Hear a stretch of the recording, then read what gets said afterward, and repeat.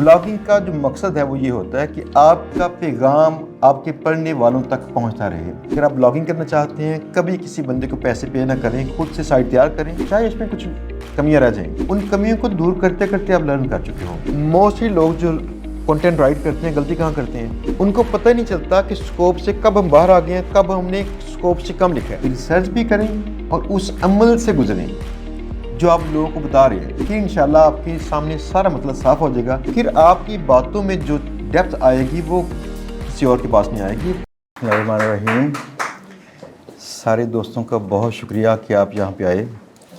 और सबसे बड़ी बात यह है कि पाकिस्तान में मुझे गिला था शुरू से कि लोग सीखना नहीं चाहते, लेकिन यकीन कीजिएगा पिछले चंद सालों से ना इतनी मोहब्बत मिली सीखने वालों से जो सीखना चाहते हैं। मेरा उनसे सिर्फ एक ही तल्लुक़ है, वो तल्लुक़ ये है कि वो सीखना चाहते हैं, मैं सिखाता हूँ। अगर इसी एक तल्लुक़ की वजह से वो लोग मोहब्बत करते हैं तो समझ लीजिए कि ये लोग वाकई सीखने वाले हैं। इनका मेन पर्पज़ ही सीखना था। दोस्तों, आज हमारा जो टॉपिक है वो है ब्लॉगिंग, जिसमें इंशाल्लाह हम ऐसी चीज़ें बताएंगे जो कि आपके लिए निस्बतन आसान भी हों। आप उनको जो एग्जिस्टिंग टूल्स हैं मार्केट में फ्री में दस्तियाब, इनको इस्तेमाल भी कर सकें और पैसे कमाने के कुछ नए ज़राए आप निकाल सकें। ब्लॉगिंग जो है इसको सबसे पहले तो लोग पसंद नहीं करते थे। पहले इसमें लिखना पड़ता है और पाकिस्तान की माशाल्लाह सारी कौम लिखने पढ़ने से आ रही है। ऐसा ही है ना। हम तो यकीन कीजिएगा अगर मैट्रिक के अंदर भी हो इंग्लिश तो तब भी तंग थे, और अगर जाके बीए में भी इंग्लिश हो तब भी तंग थे। लेकिन अंदाज़ा कीजिएगा कि आज हमें इंग्लिश ही सहारा दे रही होती है जगह जगह पे। मजबूरी ये है कि इंग्लिश एक ऐसी लैंग्वेज है जो कि पूरी दुनिया जानती है ऑलमोस्ट, और अगर हम उसी ज़ुबान में बात करेंगे तो ज़्यादा ऑडियंस को हम मुतासर कर सकेंगे। एक ना फ़ारसी का शेर है, वो कहते हैं ज़बान यार मन तुर्की अमन तुर्की नमी दानम। मेरे दोस्त की ज़बान तुर्की है, मुझे तुर्की नहीं आती, क्या करूं। तो इंग्लिश जो है हमारे लिए ऐसी है जैसे तुर्की है। बहरहाल इसमें आजकल ऐसे टूल्स हैं जो कि आपको असिस्ट करते हैं कि आप इंग्लिश भी अपनी कमज़ोर है तब भी काम कर सकते हैं। हमारे जो शागिर्द हैं इनमें से अक्सरियत में वो लोग थे जिनकी इंग्लिश अच्छी नहीं थी और इनकी तालीम भी ज़्यादा नहीं थी। ये बात बड़े अचंभे की है जो कि पिछले 4 सालों में हमारे इल्म में आई। हम शुरू में सोचते थे भाई जो पढ़ा लिखा बंदा होता है ना, ये बंदा ज़्यादा बेहतर काम कर सकता है। मैं आपको पूरी ज़िम्मेदारी से कहता हूँ कि नहीं होता ऐसा। जितने लोग ज़्यादा पढ़े लिखे हैं पाकिस्तान, ये पाकिस्तान के मेयार हैं, ये लोग कम काम कर सकते हैं, और जो लोग कम पढ़े लिखे हैं ज़्यादा काम कर सकते हैं। उसकी वजह सबसे पहले ये है पढ़े लिखे लोगों की ना दिमाग की मेमोरी फिल हो चुकी है, तो वो एक कल्चर के आदी भी हो चुके हैं जिसमें क्या करते हैं लोग टीचर के पास जाते हैं और टीचर के पास जाके जो टीचर पढ़ाएगा बस उसको पढ़ते हैं, तो ख़ुद से अच्छी रिसर्च करने के आदी नहीं है। यहाँ पे रिजवान बैठे हैं मेरे साथ। रिजवान जब कोई 14 से 15 साल के थे मेरे पास आए और ट्रेनिंग की मेरे पास, और इन्होंने ट्रेनिंग करने के बाद जब काम शुरू किया तो मैंने एक बात इनसे कही थी कि जब तक जान पे ना बन आएगी मुझसे नहीं पूछना। यही आपकी ट्रेनिंग है, यही हरफ आखिर है। गूगल से बड़ा उस्ताद कोई नहीं हो सकता। अगर आप उससे सर्च करेंगे और सर्च करने की आदत डालेंगे तो इंशाल्लाह कई चीज़ें आपकी सॉल्व होना शुरू हो जाएंगी। आप अंदाज़ा कीजिएगा कि इन्होंने पहले 4-5 बार तो मुझसे पूछा, फिर दोबारा कभी नहीं पूछा। अब इस बात को 11 साल हो चुके हैं। 11 सालों के बाद जो है फास्ट फॉरवर्ड करें, देखें आज रिजवान जो मेरे शागिर्द थे ये बाद में मेरे एम्प्लॉई थे, अब अमेरिका में और पाकिस्तान में मेरी कंपनी की 50% की शेयर होल्डर हैं। है ना कमाल। इसके पीछे सिर्फ एक रीज़न थी, अच्छा रिसर्चर होना। अब एक बात सुनिए, अगर अच्छा रिसर्चर बनना चाहते हैं तो फिर आपको आहिस्ता आहिस्ता इंग्लिश बेटर करनी पड़ेगी। इंग्लिश बेटर करने के लिए मेरी राय क्या है, अगर आप लोग महसूस करें कि आपकी इंग्लिश अच्छी नहीं है पढ़ने में लिखने में, यकीन कीजिएगा कि आपकी जितनी वोकैबुलरी आप जानते हैं ना पहले से, यही काफ़ी होती है आपको ना बुनियादी जो कम्युनिकेशन के लिए, लिखने के लिए, पढ़ने के लिए। तो अगर आप सिर्फ इंग्लिश में कंटेंट पढ़ना शुरू कर दें और उसके लिए सिर्फ पढ़ते ही रहें, आप ये काम ना करें कि उसकी जो भी वर्ड आपको समझ ना आए तो उसको डिक्शनरी में चेक करें। मैंने शुरू में ऐसे किया था, मैंने इसको सिर्फ पढ़ना शुरू कर दिया। और आप अंदाज़ा करें कि क्या हम बच्चों को बताते हैं फ़लाँ चीज़ का मतलब क्या है? कितनी बार आपने बताए होंगे? शायद ज़िंदगी में शायद कोई 50 हो, लेकिन बाकी सारे वर्ड्स बच्चे अपने आप ही सीखते हैं। कैसे? Reference to context. आप एक बात करते जाएंगे ना, तो कई बार ना 2-3 अंदाज से बात करेंगे, जुमला को बोलेंगे, उसमें किसी वर्ड की समझ आ जाएगी कि इसका मीनिंग क्या हो सकता है। तो ज़हन पे ज़्यादा बर्डन सवार करना नहीं चाहिए, सिर्फ अच्छे अंदाज से रीडिंग करनी चाहिए। अच्छे अंदाज से रीडिंग करते करते इंशाल्लाह आपकी इंग्लिश पढ़ने में बेटर हो जाएगी और आपको पढ़ने का आदी हो जाएगी आप। दूसरी चीज़ ये आती है कि आप क्या पढ़ें। हमेशा अपने काम से मुतल्लिक़ पढ़िए जिसमें आपको इंटरेस्ट महसूस होता है। तो आप इंटरेस्टिंग चीज़ों को पढ़ेंगे तो इंशाल्लाह आपका जो रुझान बढ़ता रहेगा। अदरवाइज़ अगर आपको ग्रामर पढ़ानी शुरू कर दी किसी ने तो हम तो पहले भागे हुए हैं। एनीवेज दोस्तों, शुरुआत करते हैं इसका कि सबसे पहले हम बातचीत करते हैं ब्लॉगिंग है क्या। दोस्तों, ब्लॉग जो है ये लफ्ज़ निकला है इबलाग, जैसे पाकिस्तान में है ना इबलाग, यानी मालूमात की तरसील। तो ये ब्लॉग जब नेट पे सॉफ्टवेयर इसके आए तो इनको इस तरह से डिज़ाइन किया गया जैसे एक न्यूज़ वाली वेबसाइट हो सकती है, और उसमें आपकी प्रॉपरली वो रोल्स होते हैं लाइक एडिटर, ऑथर, इस तरह के रोल्स, ताकि अगर आप पूरा का पूरा सिस्टम वो चलाना चाहें जैसे न्यूज़ वाले चलाते हैं कि उनके ऑथर जो हैं कुछ लिखते हैं और आगे जो उनके एडिटर्स हैं उनको फिर देखते हैं कि क्या कुछ कांट छांट करनी है इसमें, और उसके बाद आपने इसको करना है पब्लिश। ये सारे फीचर्स इसमें दस्तियाब होते हैं। ब्लॉगिंग का जो मकसद है वो ये होता है कि आपका पैगाम आपके पढ़ने वालों तक पहुंचता रहे। आपने जैसे कॉलम पढ़ते हैं ना अखबारात में, आप बिल्कुल ऐसे ही कॉलम होते हैं, और ये कॉलम अगर आपके पास किसी भी मौजू पे ज़्यादा इल्म हो जो लोगों के लिए फ़ायदेमंद हो सके तो ऐसे इल्म को आप उसमें लेके आइए ब्लॉग्स के अंदर।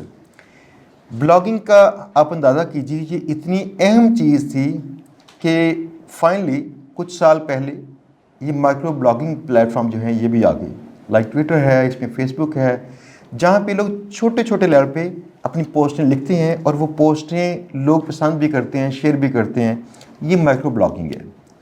आप इसका सबसे पहले कंसेप्ट समझ जाइए कि कोई ऐसा प्लेटफॉर्म जिससे आप रीडरशिप बिल्ड कर सकें और वो रीडरशिप आपका कंटेंट पढ़ती हो। अब आपने सबसे पहली बात सोचनी है कि मैं किस मौजू पे ब्लॉग बना सकता हूँ। तो इसमें सबसे पहली चीज़ जो आती है, अगर आपके पास पहले से कोई आपका पैशन और उस पर इल्म मौजूद है तो उस निश को चुनिए। आप जब भी किसी निश के ऊपर काम कर चुके हैं और उसका इल्म देना चाहते हैं तो आपकी बातों में, आपके लिखने में चाहते ना चाहते ऐसी गहराई होगी जो लोग पसंद करेंगे। फॉर एग्ज़ाम्पल, चैट जीपीटी कौन कौन जानता है? ऑलमोस्ट सारे जानते हैं, सारे जानते हैं। चैट जीपीटी जो है, अगर आप इसे कहेंगे कि how to make money online, ये स्पीड के साथ आपको बताएगी कि भाई ऑनलाइन सेलिंग करो, फ्रीलांसिंग करो, फलां करो, ढींग करो। लेकिन उससे पूछिए कैसे करें, तो वो कहेगी आप फ्रीलांसिंग के लिए फ्रीलांसिंग प्रोफाइलें बनाओ, स्किल सीखो, फलां। उससे पूछेंगे कैसे स्किल सीखूं। एक जगह ऐसी आएगी जहाँ पे जाके बॉटलनेक हो जाएगी, चैट जीपीटी बता नहीं पाएगी। ये सबसे बड़ा फ़र्क है जो कि एआई टूल्स के अंदर हमारे इंसानों में होता है। इंसानों के पास ऐसा एक्सपीरियंस होता है जिस एक्सपीरियंस से वो लोगों को उस अंदाज से ट्रेन कर सकते हैं और बातें पर्सनल एक्सपीरियंस वाली इसमें बयान कर सकते हैं जो कि एआई टूल नहीं कर सकता।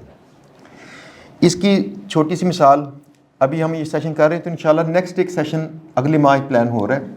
उस सेशन में एक ऐसा स्किल इंशाल्लाह हम करने लगे हैं जो स्किल हमारा लिथल वेपन है मेक मनी ऑनलाइन का, और ये स्किल के मुतल्लिका हमारे दोस्तों की राय थी कि इस पर कभी बातचीत ना करें, और मैं इस पर पहले भी बातचीत कर चुका हूँ। अब ये कौन सी ऐसी सीक्रेट चीज़ है, ये हमारे तजर्बात से चीज़ गुजरी हुई है। अब उसको आप सर्च करेंगे नेट पे शायद ना मिले, अगर मिलेगा तो आपको समझ नहीं आएगी। ये एक फ़र्क है। लिहाजा आप ये देखिए, जब भी बंदे का फ़र्स्ट हैंड एक्सपीरियंस होगा, उसका ज़ाती एक्सपीरियंस, तो वो बंदा उस अंदाज से बयान कर सकेगा कि दूसरे लोग उससे लर्न कर सकेंगे। अब अगर आपके पास पहले से एक्सपीरियंस और नॉलेज है तो उस निश को चुन लीजिए। ठीक हो गया पहला पॉइंट, नीश आपने कैसे चुननी है। दूसरा पॉइंट, अगर फ़र्ज़ किया आपका पैशन नहीं है तो फिर किस मेयार पे चुनें। फिर आप चंद एक जो निशेज़ हैं इनको आप नोट कीजिए कि कौन कौन सी हो सकती हैं जिनमें आपका इंटरेस्ट हो, और ये देखिए कि आपको किस निश के अंदर कुछ सीखने में दिलचस्पी है और ये आसान लगती है और इंटरेस्ट लगती है आपको। अगर वो निश में आपकी दिलचस्पी है, आपने पहले नहीं सीखा, तो इस मेयार पे चुन लीजिए। तीसरा मेयार ये आता है कि आपकी अगर फ़र्ज़ किया गोल्स ही डिफरेंट हों तो फिर आप जनरल साइट भी कर सकते हैं। गोल डिफरेंट से मुराद क्या है? फॉर एग्जांपल, आप ऐसी वेबसाइट चाहते हैं, ऐसे ब्लॉग चाहते हैं, जीबीबी जानते हैं सारे लोग? जानते हैं सारे? अच्छा, तो जीबीबी साइट जो है आप जानते हैं ना इसको, ये क्या कर सकती हैं? नहीं बताना चाहिए। जो ब्लॉग्स हैं इनसे हम कई तरह से पैसे कमा सकते हैं। इनमें सबसे पहला तरीका होता है कि आप उसमें ऐड चलाएं। नंबर 2 तरीका इसका एफिलिएट मार्केटिंग के लिए उस पर लिंक्स दें। तो अगर लोग आपके आर्टिकल को पसंद करते हैं और आप चीज़ों को रिकमेंड करते हैं तो फिर लोग मोस्टली इसको बाय करना शुरू कर देंगे। नंबर 3 तरीका उसका, आप उसके ऊपर गेस्ट पोस्ट सेल करें। इनमें कई वेबसाइट्स पे आपको खुद से ही आना शुरू हो जाएंगी इंक्वायरीज अगर आप शुरू करेंगे, और जहाँ नहीं आती आप उसको प्रोएक्टिव होके तो सर्च करें क्लाइंट्स को। आपको कॉस्ट नहीं पड़ती उसकी, बहुत कम सी सालाना कॉस्ट पड़ती है, बाकी कोई गेस्ट पोस्ट की कॉस्ट नहीं है। तो इससे अच्छे खासे पैसे कमाना मुमकिन है। तो एक और भी तरीका होता है कि आप ईमेल लिस्ट बिल्ड करें। ईमेल लिस्ट बिल्ड करके अपने रीडर्स की, तो आइंदा उन तक अपना कंटेंट पहुंचाएं, उसमें एफिलिएट मार्केटिंग भी होगी, कुछ और चीज़ें होंगी, आप उसे सेल करेंगे। ऐसे कई उसके तरीके मौजूद हैं। इन पे इंशाल्लाह हम डिटेल में बात करते हैं अभी थोड़ी देर में, जब ब्लॉगिंग वाला सेशन स्टार्ट करते हैं। तो आपने फ़र्ज़ किया जीबीबी साइट करनी हो तो फिर आपका ना कोई ख़ास इंटरेस्ट लाजमी नहीं है। फिर जनरल साइट जिसे कहते हैं, मल्टी निश साइट, वो शुरू कर लीजिए, आप ही कर सकते हैं। तो उसमें कोई मेयार नहीं है कि आपका पैशन हो या आपकी पहले से दिलचस्पी हो किसी चीज़ में। अब आपने फ़र्ज़ किया इन तीनों मेयार में से कोई किसी एक मेयार पे आपने परख लिया कि आपकी दिलचस्पी किस चीज़ में है, तो उस मौजू पे अपनी साइट शुरू करनी होती है। मैं इंशाल्लाह भी आपको दिखाता हूँ कि कैसे आप साइट के निश के आइडियाज़, कैसे आप डोमेन नेम के आइडियाज़ और कैसे उसको बुक कर सकते हैं, ताकि आप डोमेन होस्टिंग करके अपनी उसके ऊपर ब्लॉग स्टार्ट करें, अपनी रीडरशिप बिल्ड करें। आप वहाँ पे ट्रैफिक के पीछे ना पड़ें। अगर आपकी जीबीबी साइट नहीं है तो, अगर जीबीबी साइट है फिर ट्रैफिक ज़्यादा मैटर करती है। अगर दूसरी वेबसाइट है तो रीडर्स बिल्ड करें जी। चैट जीपीटी जो है इसको इस्तेमाल करेंगे हम कसरत से, और ये सीखेंगे कि हमने किस तरह से इसको इस्तेमाल करते डिफरेंट आइडियाज़ निकालने हैं। यकीन कीजिएगा कि इस टूल के आने से पहले ना ज़िंदगी बहुत मुश्किल थी। हम कितने सालों से काम कर रहे हैं। मैं आपको जगह जगह बताऊंगा कि कौन कौन सी चीज़ है जहाँ पे इंसान की गलतियाँ भी निकालता है ये टूल, लेकिन कई जगह ऐसी हैं जहाँ पे ये इंसान की निस्बत कमज़ोर है। तो ऐसा हमें डिस्कवर करना पड़ता है कि कहाँ पे मैं इसे इस्तेमाल करूँ, कहाँ पे ना इस्तेमाल करूँ।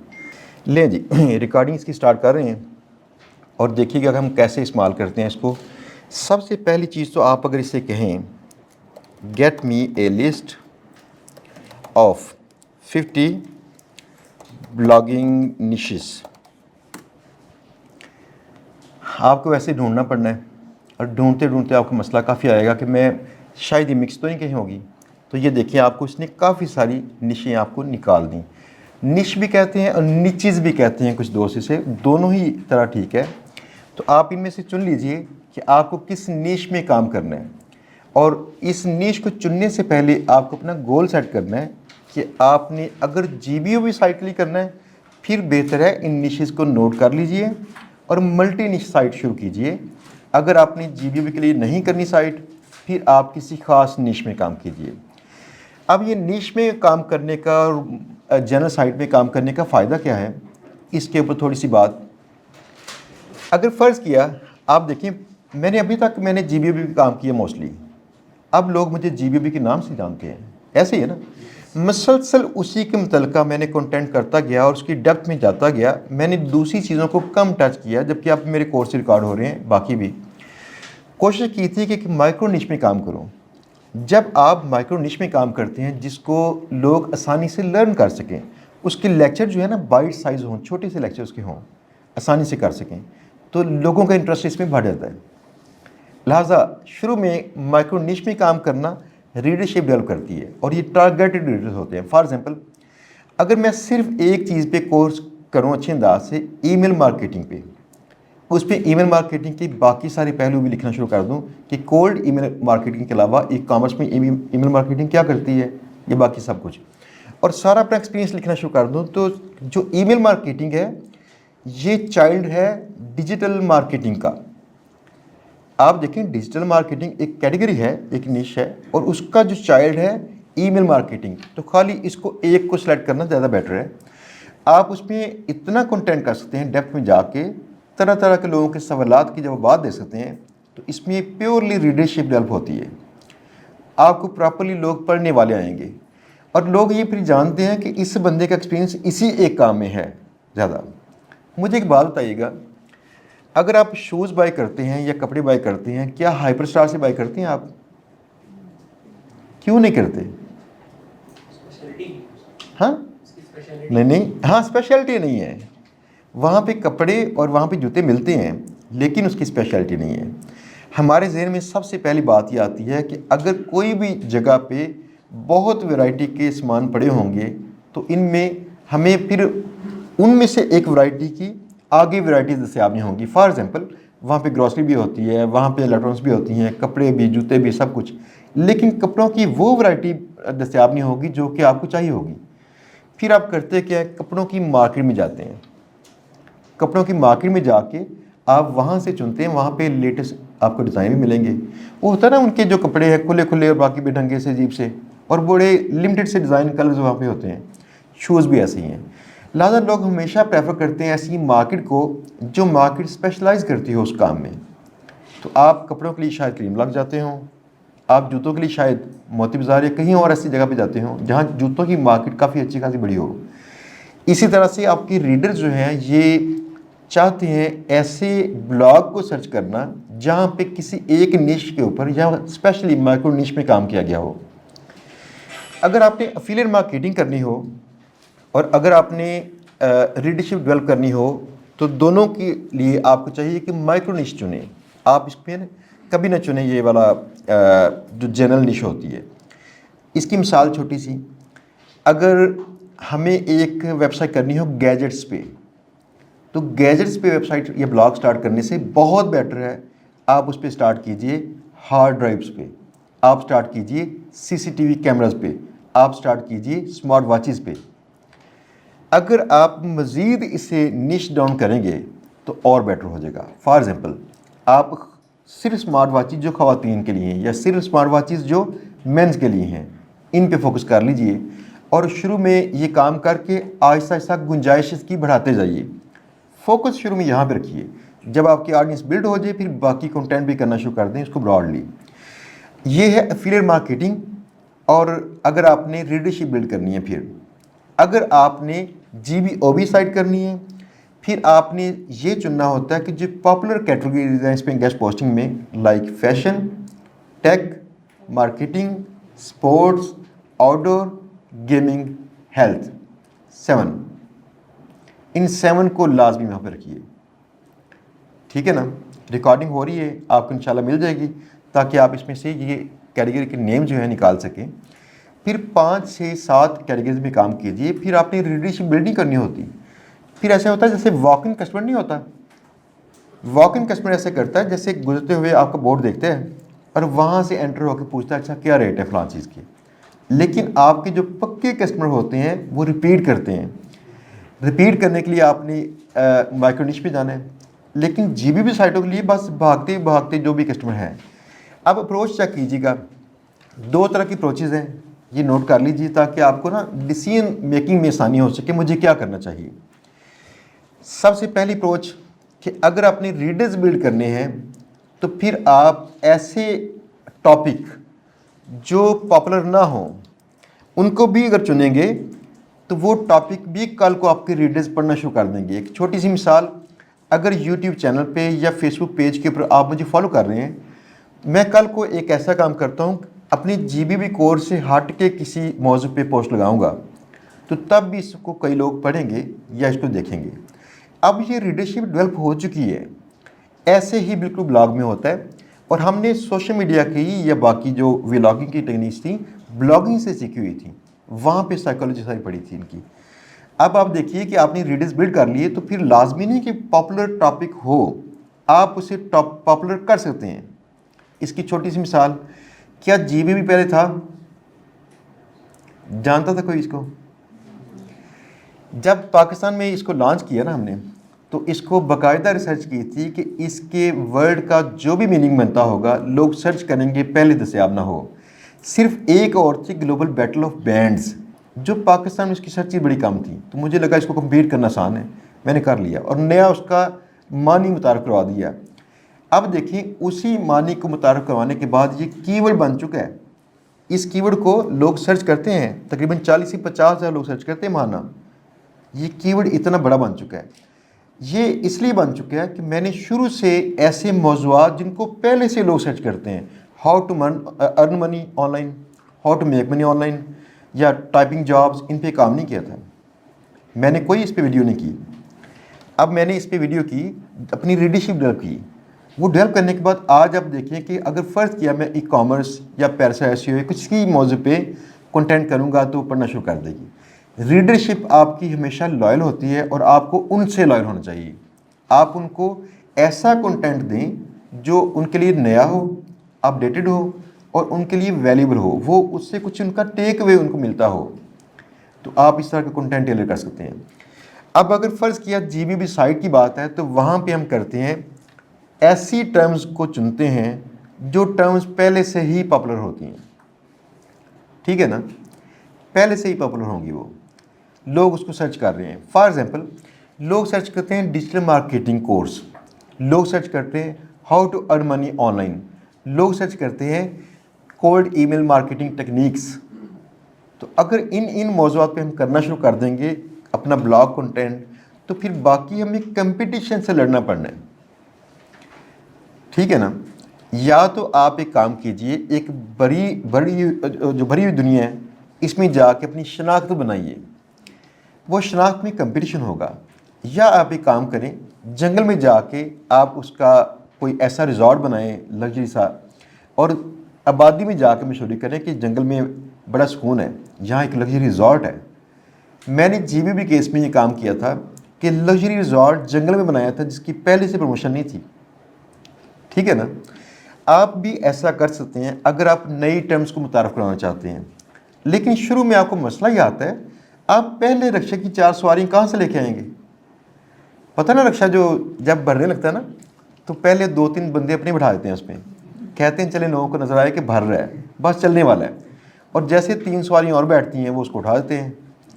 तो पहले शुरू में आपको रक्षा की चंद सवारियाँ चाहिए होती हैं। लिहाजा आपको चाहिए कि सोशल मीडिया पे शेयर करें उसको डिफरेंट जगहों पे, और कोशिश करें कि आपका कंटेंट इंतहाई वो इंटरेस्टिंग हो, तो इंशाल्लाह आपको आहिस्ता आहिस्ता उसकी सवारी मिलना शुरू हो जाएगी, ठीक है। ये रिजॉर्ट बनाना आपने, या अपनी आबादी में रह के कंपटीशन में लोगों को कम्पीट करना है, ये आपकी चॉइस है। और जीबीबी साइट में आप कंपटीशन में जाना चाहते हैं और आप कोशिश करते हैं कंपटीशन ज़रा कम हो, ठीक है। या तो पहले से किसी चीज़ का ट्रेंड मौजूद है, आप उसी को लेवरेज करते हैं, या फिर आप नया ट्रेंड बिल्ड करते हैं। अब आपने सोचना है आप क्या करना चाहते हैं। ये है ब्लॉगिंग का पहला पार्ट, जिसमें हमने सीखा निश की सिलेक्शन कैसे करनी है और हमने इसमें क्या क्या टॉपिक्स रखने हैं। नेक्स्ट, ये देखिएगा, आपने शायद चैट जीपीटी को बहुत सारे कामों के लिए इस्तेमाल नहीं किया। मैं आज आपको दिखा रहा हूँ कि बहुत सारे दूसरे काम कौन से थे। फॉर एग्जांपल, अब मैंने फ़र्ज़ किया जीबीबी साइट के लिए साइट बनानी है, मैं उसे कहता हूँ यहाँ पे get me A list of 50 domain name ideas, domain ideas for a general blog, only include .com and .net extensions। ये देखें, आपको समझ नहीं आती मैं डोमेन का नाम क्या रखूं, ठीक है ना। आप इसका सहारा लीजिए और डोमेन का नाम इस तरह रखिए। क्लियर हो गया। ये आपको कई किस्म के आइडियाज़ निकाल के देगी चैट जीपीटी, और आप डोमेन का नाम इस तरह से रख सकते हैं। ये जो नेम्स हैं ये लाजम नहीं है कि आपको मिल जाएं, आपको ये चेक करने पड़ते हैं कि कौन सा नाम दस्तयाब है कौन सा नहीं। एक जो एग्जैक्ट नेम होता है ये नेम दुनिया में सिर्फ एक बंदा ही बुक कर सकता है। फॉर एग्जांपल designsvalley.com कोई दूसरा बंदा बुक नहीं कर सकता। ये मेरे पास था तो मेरे पास रहेगा, लेकिन अगर ये designsvalley.co दस्तयाब हो, designsvalley.biz दस्तयाब हो तो कर सकते हैं, लिहाजा .com में नहीं कर सकते। इसलिए आपको चेक करना पड़ता है कि ये कौन सा डोमेन दस्तयाब है कौन सा नहीं। इसके लिए भी ये काम करते हैं। आपने ये देखें, कॉपी करें इसको, जो भी आपके आइडियाज़ हैं ये सारे कॉपी कर लिए यहाँ तक। और मैंने एक काम किया, इसको भाई यहाँ पे आओ और नेम चीप इस पे जाएं। नेम चीप पे जाके आपने डोमेन सर्च करना है और यहाँ 20 मोड पे क्लिक करना है ताकि यकमुश्त 50 डोमेन चेक की जा सकें। अब देखें, मैंने इसको यहाँ जाके पुट किया ऐसे, और इसके बाद मैं यहाँ पे आया और इससे कहा शो प्रीमियम जो है ये बंद कर दें। ये वो डोमेन दिखाएगा जो डोमेन किसी ने बुक किए हैं और ख़ुद से रेट बढ़ा के बेचना चाह रहा है। ये कई हज़ार डॉलर्स के भी होते हैं। वैसे मैं आपको दिखाता हूँ, ये करके भी दिखाता हूँ सारा साथ में ना। ये देखें, मैंने किया जनरेट। अब ये चेक करेगा कौन सा नेम दस्तयाब है कौन सा नहीं है। अगर ये प्रीमियम होगा तो फिर उसको वो दिखाएगा इसकी इतनी प्राइस है, वो महंगा मिलेगा आपको। नॉर्मली आपको जो डोमेन है नेम चीप से मिलता है 12 से 13 डॉलर का, और GoDaddy से मिलता है ये तकरीबन आपको 24 डॉलर का एक साल के लिए। एक साल के लिए आपको इसका पे करना पड़ता है। डोमेन नेम आपकी वेबसाइट का नेम है जो आप जब बाय करना चाह रहे हैं तो आप एक बिल्डिंग बिल्ड करना चाह रहे हैं, लिहाजा उसकी लोकेशन, उसका डिज़ाइन, उसकी बाकी सारी चीज़ें शुरू में देखिए, मैं अच्छे अंदाज से कर लूँ। तो डोमेन नेम अपना अच्छा रखिए। ये देखिए 1188 डॉलर में दे रहे हैं, प्रीमियम है। नेक्स्ट देखें, यहाँ पे यह है वेंडरलिस्ट क्रॉनिकल्स के नाम से है और ये 12 डॉलर में मिलेगा आपको। लाइफ, ये हैक्स अनलीस्ड, हाँ जी .net ये भी है और ये आपको मिलेगा 12 डॉलर में। आप इसे ये भी कह सकते हैं चैट जीपीटी से, मुझे 2 वर्ड्स में से डोमेन देना, 3 वर्ड ना हो। आप उसको ना किसी इंसान की तरह इंस्ट्रक्शन देना शुरू करेंगे, जैसे किसी इंसान को समझाते हैं कि लाइन बाय लाइन उसे कहें डोमेन इतने हों और ये .com .net वाले हों, ये डिक्शनरी वर्ड्स वाले हों, कोई हाइफन नहीं देना। आपने कोशिश करनी है कि इसमें फ़लाँ तरह का टच आता हो। लाइक मुझे लास्ट टाइम चाहिए था विजडम से मुतल्लिक़, तो मुझे उसने बताया विजडम वर्टेक्स, वो मैंने बुक कर लिया। मेरा कल एक लेक्चर रिकॉर्ड हो रहा था, उसके अंदर वहाँ बुक किया था और इसी मौजू पे लेक्चर था वो। तो इस तरह आप उसको थोड़ा उसकी सजेशंस को टेलर भी कर सकते हैं। अब आपकी मर्ज़ी है कैसे आपने टेलर करना है उसे। अब आपने डोमेन नेम चुन लिया और जो डोमेन आपको पसंद आ गया और दस्तयाब भी था, आपने इसको बुक करना है। बुक करने का फार्मूला क्या है?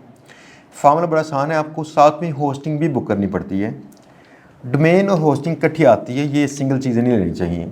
डोमेन सिर्फ नेम है आपकी साइट का, होस्टिंग दूर कहीं कंप्यूटर में एक जगह है, थोड़ी सी स्पेस हार्ड ड्राइव में, और उसकी कंप्यूटर की सेटिंग ऐसे की जाती है कि उसका नेट बंद ना हो, उसका नेट हाई स्पीड वाला हो, उसकी बिजली भी बंद ना हो, वो 24 घंटे ऑन ही रहे।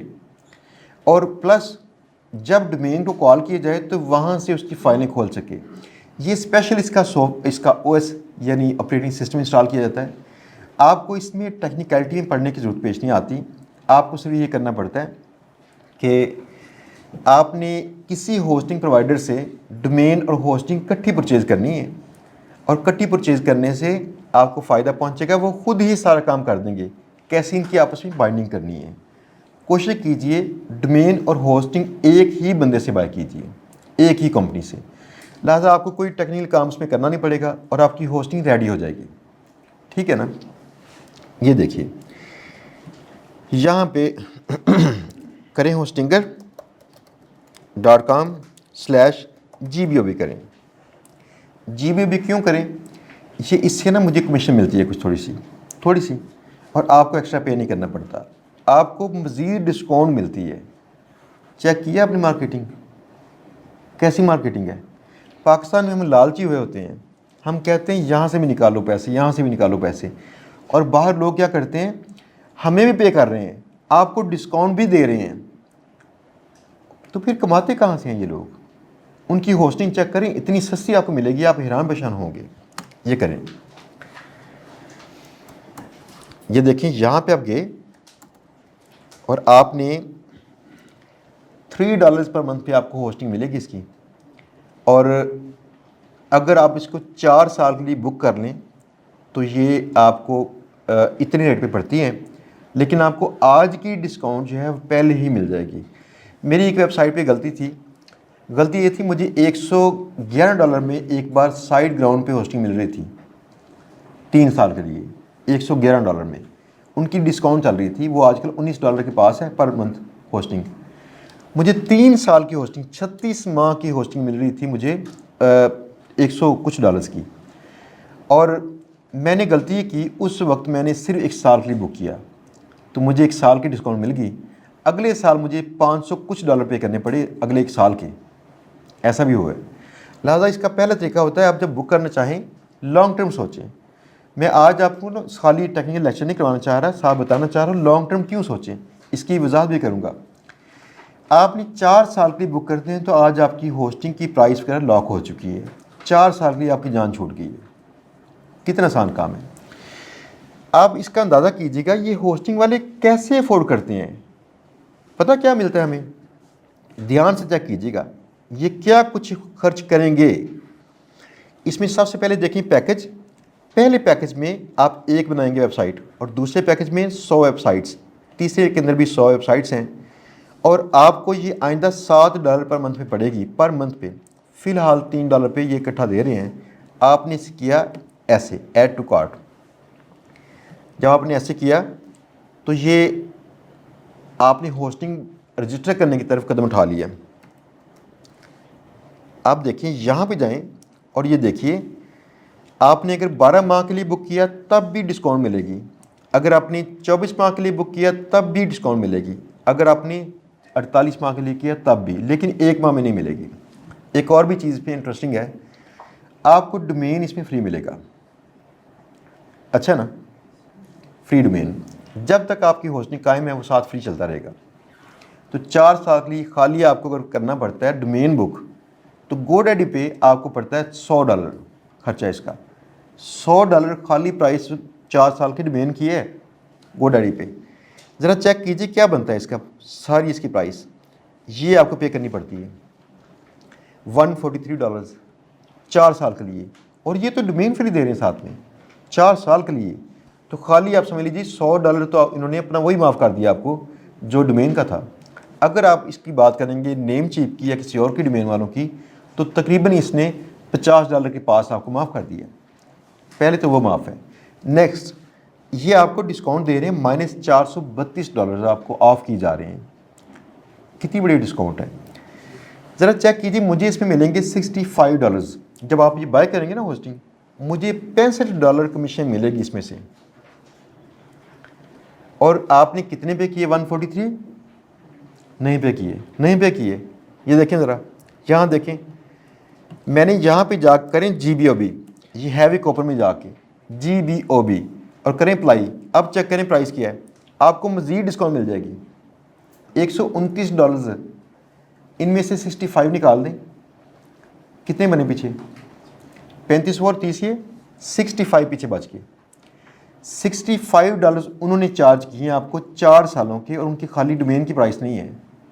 ये बताना क्यों चाह रहा हूँ, दुनिया में हमारे अलावा मोस्टली लोग लॉन्ग टर्म पे पैसे इन्वेस्ट करते हैं। वो कहते हैं कस्टमर की आज की वैल्यू, उसकी मॉनेटरी वैल्यू ना कंसिडर करें, कल को कितना आपने चार्ज करना इसको कंसिडर करें। पता कैसे?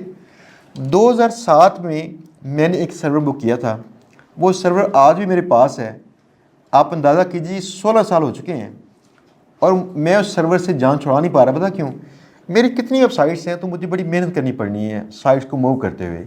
मैं 16 साल से एक होस्टिंग कंपनी का कस्टमर हूँ। अगर उन्होंने पहला साल मेरे पे पैसे इन्वेस्ट भी कर दिए तो क्या बुरा किया।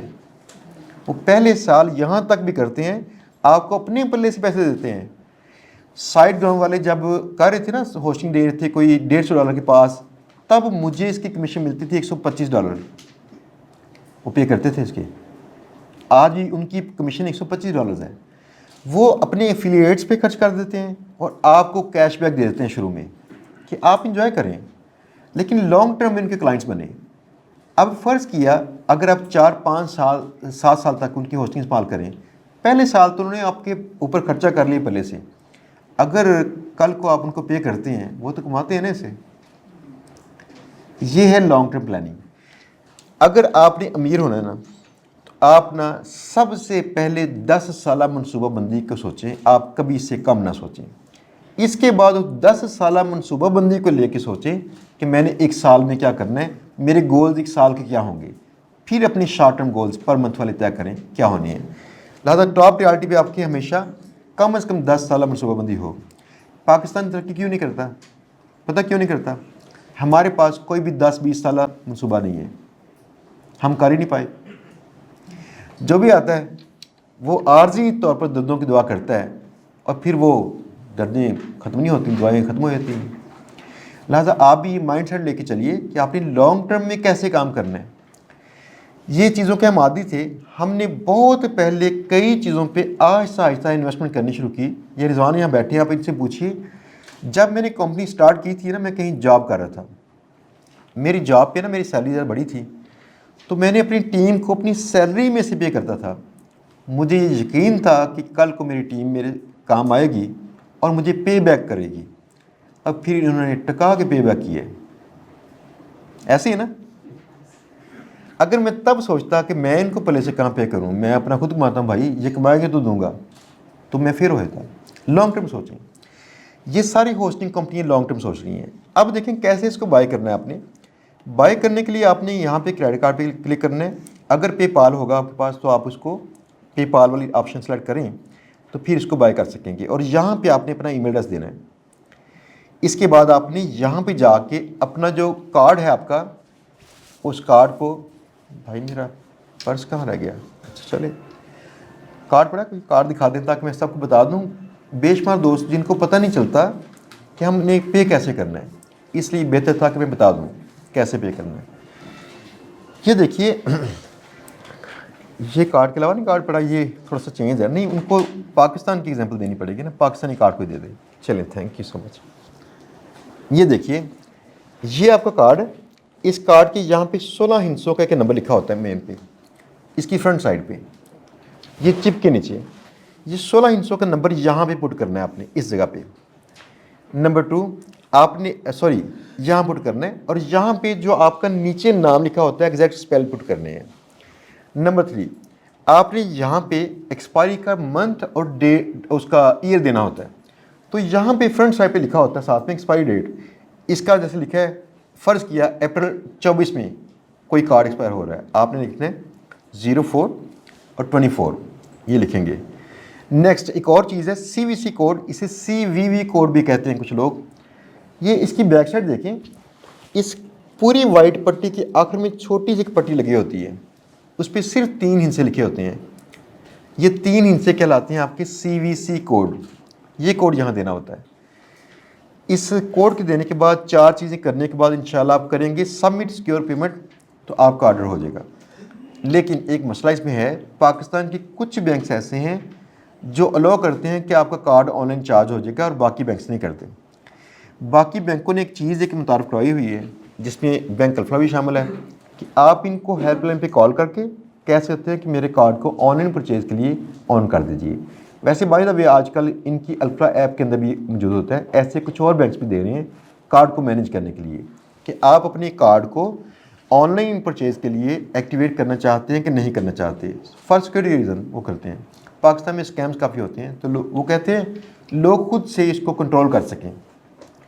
बहरहाल आप कार्ड अगर आपका चल रहा है ऑनलाइन और आप ये 4 चीज़ें करेंगे और सबमिट करते करते ही आपको ऑर्डर आ जाएगा, आपका ऑर्डर हो जाएगा। अब देखिए, आपकी डोमेन होस्टिंग हो चुकी है और डोमेन आपने पहले सर्च भी कर लिया था, उसकी होस्टिंग कर भी ली थी। तो नेक्स्ट आपका काम है कि आप किस तरह से अपनी वेबसाइट डिज़ाइन करेंगे। दोस्तों, वेबसाइट डिज़ाइन करना यकीन कीजिएगा आपको पता नहीं क्या लगता है। क्या लगता है आपको? मुश्किल है? कितना मुश्किल है? लोग कहते हैं। आज से ना तकरीबन कोई 24 साल पीछे मैंने किसी नेट कैफ़े में पहली बार वेबसाइट देखी किसी दोस्त के साथ, तो मैंने उससे सवाल किया ये किसने बनाई होगी। कहते बड़े बड़े बड़े लोग होते होंगे, ये पाकिस्तान में शायद ही 2-3 लोग होंगे। तो मैं बड़ा मुतासिर था, याहू थी बेचारी और एमएसएन था, तो मैं बड़ा मुतासिर था ये कैसे बनाई होगी किसी ने। आप यकीन कीजिएगा ये मेरे लिए हवा था और मैंने पहली बार नेट को एक्सप्लोर किया था। लेकिन अंदाज़ा कीजिएगा आप किसी चीज़ के मतलब रिसर्च करना शुरू कर दें, आप लोगों को पीछे छोड़ जाएंगे। अगले साल तक मैं अपनी ज़ाती साइटें बना चुका था। ऐसा कुछ नहीं जो आप ना कर सकें। आजकल यकीन कीजिए इतना आसान काम है। हमारा जो काम था वेब डिज़ाइनिंग का, ये बाकी सारे क्लाइंट जो आते थे बड़े कम हो चुके हैं। पता क्यों? अब आप चंद मिनट्स में साइट बना सकते हैं, चंद मिनट्स में, बगैर किसी किस्म के टेक्निकल नॉलेज के। आपने काम करना है, यहाँ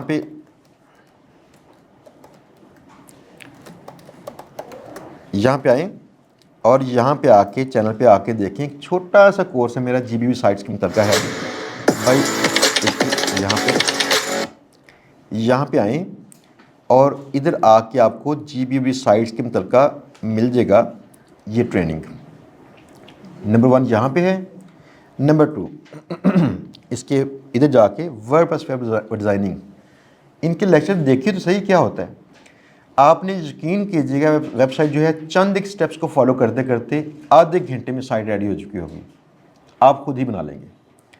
बेहतरीन तरीका, अगर आप ब्लॉगिंग करना चाहते हैं, कभी किसी बंदे को पैसे पे ना करें, खुद से साइट तैयार करें, चाहे इसमें कुछ कमियां रह जाएं, उन कमियों को दूर करते करते आप लर्न कर चुके होंगे। ठीक है ना? वरना क्यों अपने पैसे पे करने किसी को? हम तो वैसे चार्ज कर रहे हैं, हमें तो पे करेंगे, हमें खुशी होगी। बेटर है आप खुद से इसको लर्न कीजिए। एक आपके पास ना मज़ीद स्किल आ जाएगा। आप कल को 10 साइटें शुरू करना चाहते होंगे, 10 शुरू कर लें। ठीक है ना? लिहाजा इसको यहाँ से जाके लर्न कर सकते हैं और आप होस्टिंग के अंदर जाके थोड़ा सा काम करके इसको साइट की डिज़ाइनिंग कर सकते हैं। आज के लेक्चर में ना ये मुमकिन नहीं है कि मैं इस पर तफसील से कर सकूँ, लेकिन 2 से 3 दिन में एक नया लेक्चर आ रहा है जो आज के लेक्चर की तरह ही होगा। आप आज की रिकॉर्डिंग देख लेंगे या वो देख लेंगे, उसमें इंस्टॉल करके दिखाया गया है। ठीक है ना? बस उसका वेट कर लीजिए। अब देखिए आपने वेबसाइट बना ली, फ़र्ज़ किया वेबसाइट बना के आपको दुश्वारी आती है कि मैं किस मौजू पे ब्लॉगिंग करूं, उनमें जो मौजू मैंने निकालने हैं। तो चलें जी, यहाँ पे हम देखते हैं मौजू इसके लिए। फ़र्ज़ किया मुझे हेल्थ के अंदर मुझे वो करने हैं, ब्लॉगिंग करनी है। तो इसका पहला पार्ट आता है कि आपने उसके अंदर कीवर्ड की डिस्कवरी करनी है कि हेल्थ में होता क्या कुछ है। आपको एक बात बताऊँ मैं, आप जानते हैं कि ये ग्लूटेन क्या होती है? जानते हैं? जी जी, ग्लूटेन, हाँ अच्छा। ग्लूटेन खैर आपके जो आटा होता है ना, इसमें काफ़ी होती है, और भी चीज़ें हैं जिनमें ग्लूटेन होती है। इससे कई लोगों को एलर्जी होती है। अब आप जानते नहीं थे, लिहाजा हेल्थ में आते हुए आपने डिस्कवर करना है कि होता क्या कुछ है जिन मौज़ूआत में मैं लिखूं। अगर तो आपके पास पहले ही एक्सपीरियंस था किसी चीज़ का, फॉर एग्जांपल आप डॉक्टर थे या आप जिम्नास्ट थे, तो आप उनकी टर्म्स को जानते होंगे। क्या आप जानते हैं इस टर्म को? फॉर एग्जांपल हम कहते हैं कीवर्ड कैनिबलाइजेशन, जानते हैं? नहीं जानते। पता क्यों? दैट्स ओके, नहीं जानते। आप जब तक उस फील्ड में घुसे नहीं ना, आपको उनकी टर्म्स का पता नहीं चलता। तो पहला पार्ट है हमें पता चले कौन कौन सी टर्म्स होती हैं, बाद में हम पढ़ लेंगे। ठीक है ना? अब देखें, मैं अगर हेल्थ के अंदर मैं उससे कहूँ कि मुझे बताओ कि मैं कौन कौन सी सब कैटेगरीज करूँ, तो इसे हम कहते हैं get me A list of 20 सब कैटेगरीज ऑफ हेल्थ। देखते हैं जी क्या करती है ये। लें जी, उसने आपको ये दे दिए 20 के करीब सब कैटेगरीज इसकी हेल्थ की। ओके हो गया? अब आपको पता चल गया कि मुझे जी सर मेरे मन में क्वेश्चन आ रहा है। देखिए सर, अब आपने कहा है कि हम सर इसके लिए हमारा प्रीवियस एक्सपीरियंस भी बहुत ज़्यादा काउंट करता है, ये जस्ट हमारा पैशन काउंट करता है? अगर आप नई चीज़ें लर्न करना चाहती हैं ना, तो ये भी एक पैशन है। ठीक है सर। आप इसको भी यानी कि काउंट कर सकती हैं और आप नई चीज़ें लर्न करके आप ज़्यादा बेटर अंदाज से उसको एक्सप्लेन कर सकती हैं। देखें क्या इतना काफ़ी नहीं कि आप किसी और की बुक को पढ़ रहे हैं और बाकी दुनिया नहीं पढ़ रही, और आप उसको पढ़ के उस पर से ख़ास चीज़ें सोशल मीडिया पर शेयर करना शुरू कर दें। क्या लोग आपसे ये कहेंगे ये तो फलाना लिखा था, आप कहें लिखा भाई मैं तो शागिर्द हूँ, मेरा काम उसमें से इंपॉर्टेंट पॉइंट्स निकाल के शेयर करना है, ये ठीक है।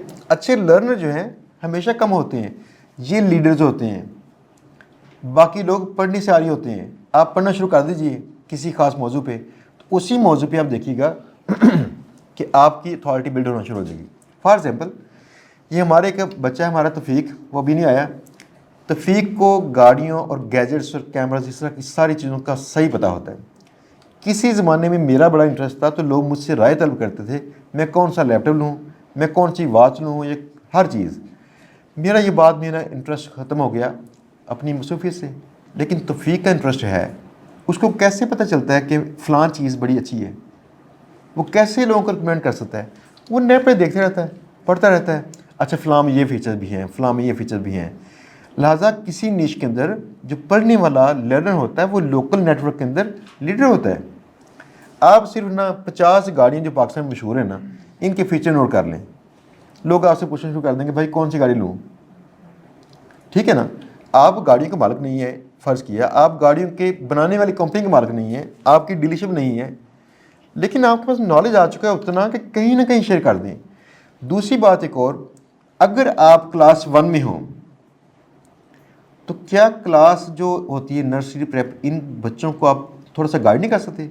और लाजमी नहीं हम टीचर हों, गाइड कर सकते हैं ना आप। लिहाजा हर निश के अंदर ये गुंजाइश मौजूद है, आप जो भी लर्न करते हैं अपने से जुड़ने के लिए कंटेंट बनाना शुरू कर दें कि वो इसको सीख लें। आपने कहीं से पढ़ा ही होता आखिर।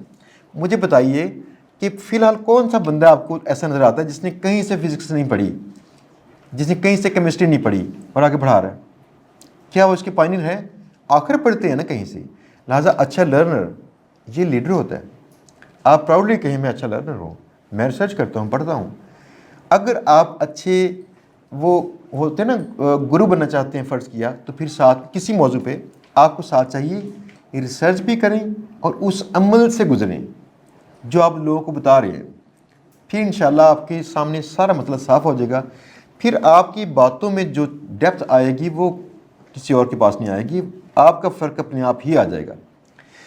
अब देखिए आप किसी मौजू पे लर्न करना शुरू करें और उस मौजू पे अच्छे अंदाज से बयान करना शुरू कर दें, ठीक है ना। अब देखिए हेल्थ है फ़र्ज़ किया, तो मेरी एक वेबसाइट थी कभी सोया एलर्जी सिम्टम्स, दुनिया में इस मौजू पे वेबसाइट नहीं थी, एलर्जीज़ पे वेबसाइट्स थी। मैंने ये माइक्रो निश चुनी और इस पे मैंने एलर्जीज़ पे काम करना शुरू कर दिया। तो चूँकि इस पे कोई और साइट थी नहीं, मेरी अथॉरिटी बिल्ड हुई, 40 से 50 हज़ार ट्रैफिक आना शुरू होगी। आज से 12-15 साल पहले की बात है, ठीक है ना। आप इस तरह से कोई गैप भी चेक कर सकते हैं। अगर फ़र्ज़ किया कंटेंट गैप कहीं मौजूद है और आप उसको फिल करते हैं तो तब भी आपकी ऑडियंस होगी। मैंने भी कहीं से पढ़ा ही था, और जीबीबी साइट के केस में मोस्टली आप कहीं से पढ़ते हैं, ठीक हो गया ना। नेक्स्ट ये देखें जी, हमने अब सब कैटेगरी निकाल ली इसकी हेल्थ की, तो आपने अपनी साइट की डिज़ाइनिंग करते वक्त ऊपर देनी है categories, health, fashion, tech, gaming, sports, outdoor. और जो हेल्थ है उसकी सब कैट्स में आएंगी ये 20 या 10 अगर आप चाहें तो कैटेगरीज। अब हमें निकालने हैं मौज़ूआत कि कौन कौन सी टर्म होती हैं। तो आप इसे एक काम करें, मैंने फ़र्ज़ किया मुझे इसका नहीं पता ये क्या होती है, मैं बल्कि ऐसा मौजू सर्च करता हूँ जिसका मुझे तकरीबन नहीं पता हो।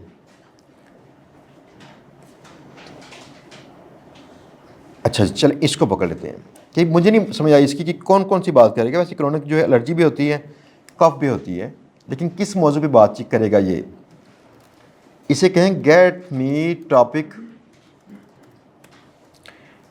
टॉपिक क्लस्टर अबाउट, ये टॉपिक क्लस्टर।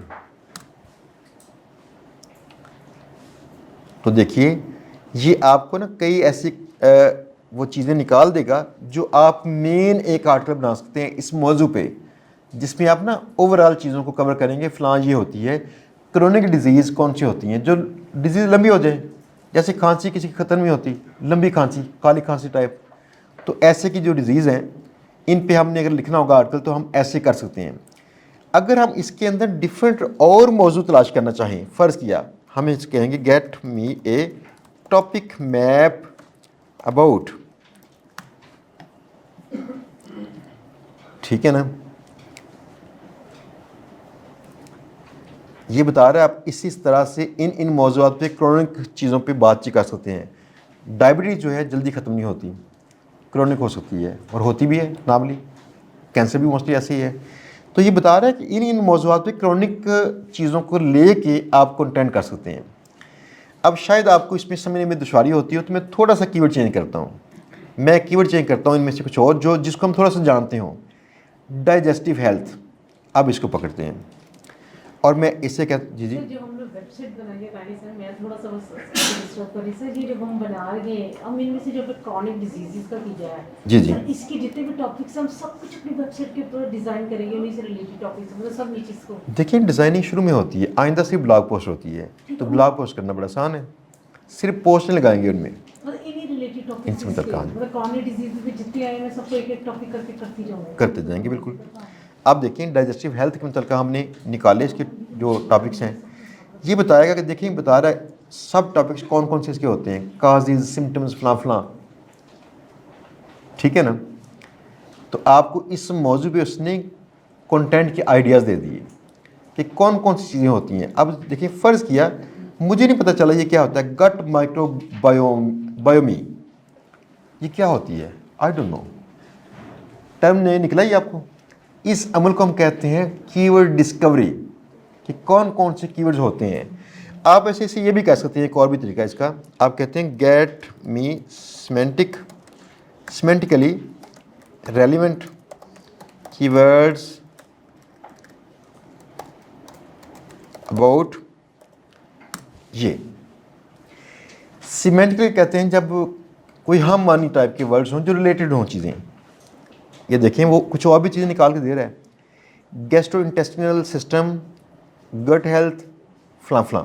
तो आपको मेन जो कीवर्ड्स मिल गए ना कुछ और भी इस मौजू पे कि डाइजेस्टिव हेल्थ के मतलब, अब आप इनको सर्च कर सकते हैं कि लोग इनके मतलब क्या सर्च करते हैं इन टॉपिक्स को। आप सिर्फ देखें अभी आपने टिप ऑफ द आइसबर्ग को आपने चेक किया है कंटेंट के आइडियाज़ को, सिर्फ हेल्थ के अंदर सिर्फ एक सब कैटेगरी और उसके मतलब आपने कई टर्म्स निकाल ली हैं और आप उस एक सब कैटेगरी के अंदर कितना कंटेंट लिख सकते हैं, है ना आइडिया।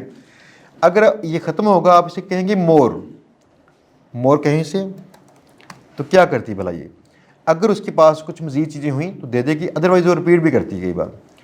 आप इसे ये भी कर सकते हैं कि सारी चीज़ें इकट्ठी कर लें और इससे कहें कि इसमें डुप्लीकेट रिमूव कर दो, तो वो रिमूव कर देगी।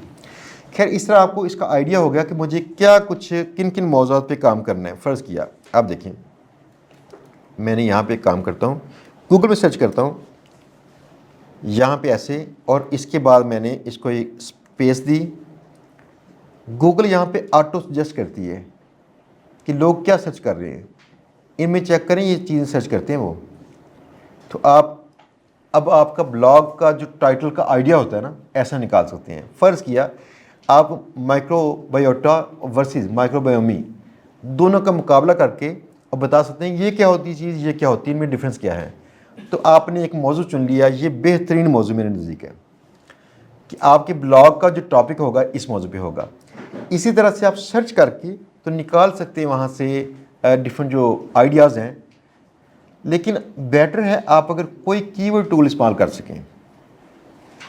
कीवर्ड टूल इस्तेमाल करने के लिए यूट्यूब चैनल पे हमारे जाके ना आप सर्च कीजिएगा,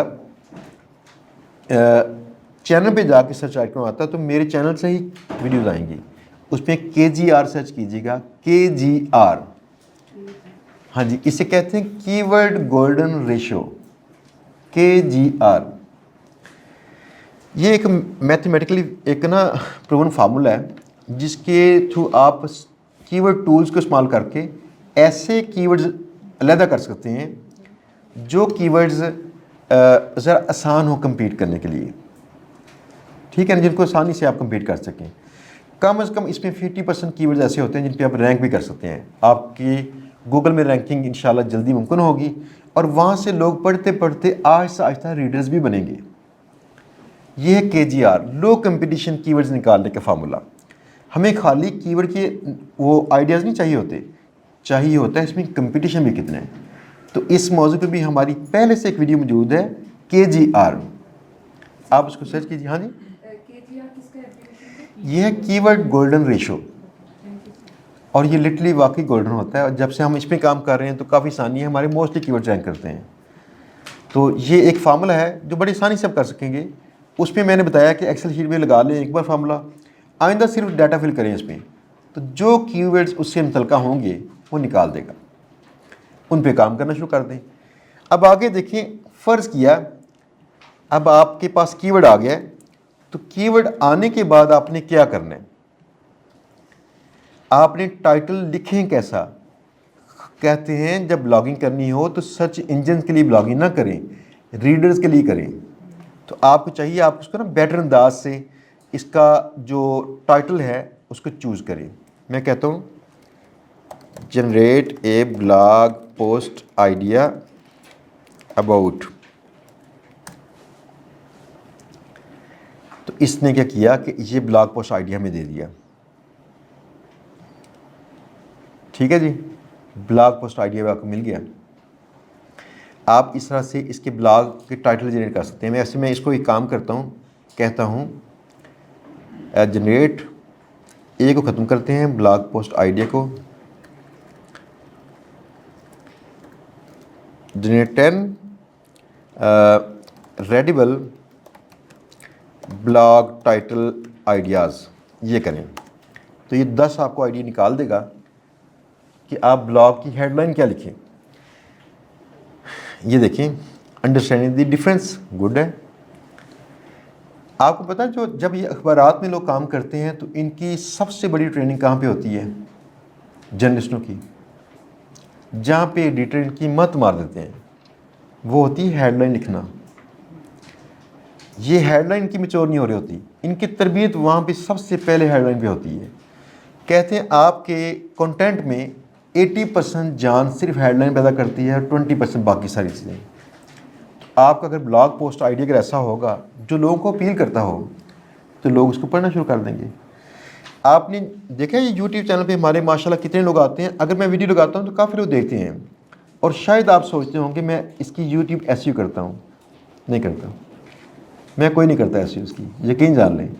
यूट्यूब एसईओ के ऊपर इतना कंटेंट लोग कर चुके हैं, काफ़ी लोगों का है कंटेंट कि ऐसे करें एसईओ फलां करें, मैं नहीं करता। मैं सिर्फ एक काम करता हूँ, सबसे पहले कंटेंट वो चुनता हूँ आइडिया जिस पे कंटेंट करना है जो लोगों को मुफीद नज़र आए। नंबर 2, उसका थंबनेल या टाइटल उसका बेटर अंदाज से बनाता हूँ जिस पे लोग जिसको पसंद कर लें और चाहते हो ये मालूमात लेनी, क्लिक करते हो। और इसमें एक होता है थोड़ा सा काम कि अगर पैसों की बात हो तो पैसों की फ़ोटो लगा देंगे ना तो लोग क्लिक करेंगे, ऐसा होता है। लिहाजा अक्सर लोग करते हैं, इसको फ़ोटो लगाते हैं। दैट मीन्स कि आपका जो होता है ना टाइटल जो है, बुक का टाइटल बहुत ही मैटर करता है कि बुक लोग कैसे पढ़ेंगे। हमारे यहाँ पे ये बात मशहूर है कि आप किसी बुक को उसकी टाइटल से जज ना करें, लेकिन क्या कीजिए, लोगों के पास वक्त नहीं होता कि आपकी पूरी बुक को पढ़ने के बाद ये डिसाइड करें क्या बुक अच्छी थी कि नहीं थी। लिहाजा टाइटल आपका वो डोर है जहाँ से लोग एंटर होते हैं। अब चाहे ब्लॉग है चाहे ये अखबार है, चाहे टीवी चैनल्स की वो होता है ना उनके टैगलाइंस होती हैं, या सोशल मीडिया के ऊपर इस्तेमाल करते हैं, जहाँ भी करेंगे ये टैगलाइंस, ये टाइटल्स ये लोगों को अट्रैक्ट करते हैं। तो आपको इसको अच्छे अंदाज से टेलर करना है। मैंने इसे क्यों कहा रेडिबल, जब उसे कहते हैं रेडिबल आपने समझा पढ़ने के काबिल।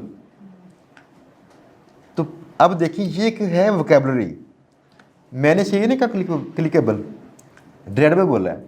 तो जो मैं लिखता क्या पढ़ने काबिल नहीं था वो। नेट की लैंग्वेज में रेडिबल कहते हैं जो लोगों को अट्रैक्ट भी करती हो चीज़, लोग पसंद करते हो, रेडिबल, ठीक है ना।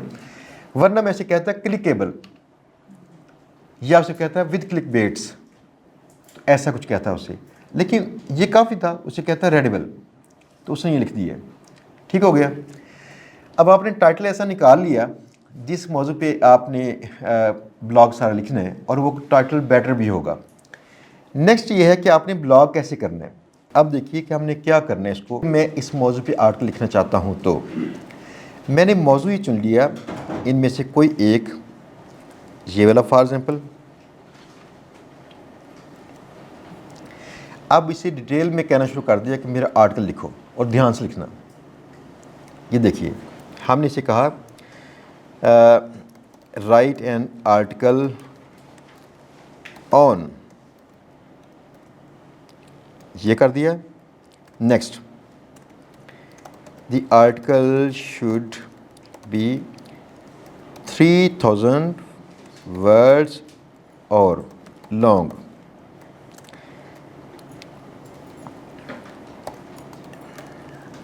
Try to add human like क्या कहते हैं उससे, सेंटिमेंट्स इन दी राइटिंग। ठीक हो गया। नेक्स्ट, इसे हम कहते हैं कि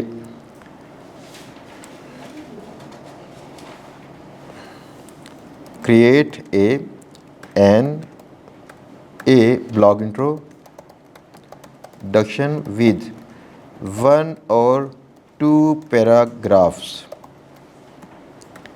at the very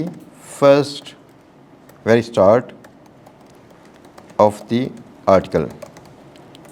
Next, उसे कहते हैं create a table of contents. Next, write in-depth article that describes the topic in a good way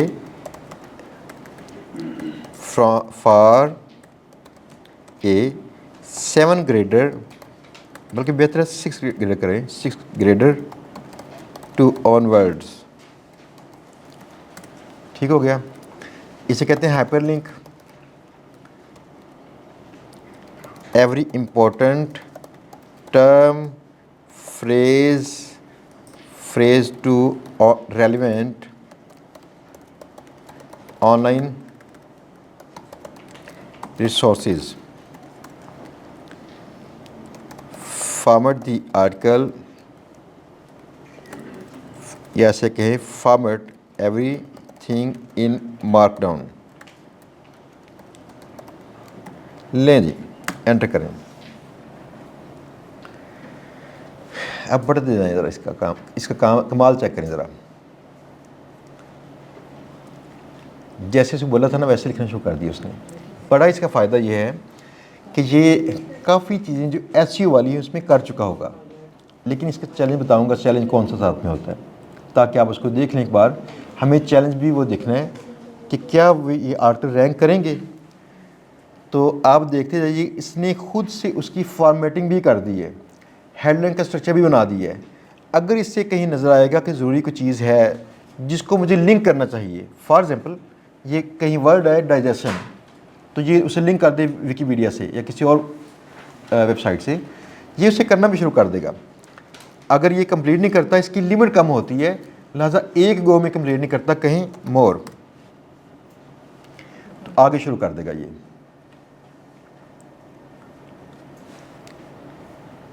ठीक है ना, उसकी पूरी हेडलाइन दोबारा शुरू कर दी उसने। आप इस आर्टिकल को ऐसे ही पेस्ट करेंगे ना अगर अपनी साइट पे, तो ये प्रॉपरली फॉर्मेटिंग उसकी कॉपी हो जाएगी। आप इससे अंदाज़ा कीजिएगा, हमारा तकरीबन 1 से 2 घंटे खर्च होते हैं प्रॉपरली फॉर्मेटिंग करने में, उसका स्ट्रक्चर बिल्ड करने में मैनुअली। ठीक है ना, हम इसे ऐसे कर लेते हैं। आप इसे काम ये भी कह सकते हैं कि भाई मेरा ये आर्टिकल है, मुझे फॉर्मेट कर दो, ये कर देगा। ये आपका असिस्टेंट है जिससे कितने काम ले लेंगे आप। अब देखिए ज़रा, इसने अभी भी पूरा नहीं किया, तो मैंने लंबा आर्टिकल लिखवाया था, और करें मोर।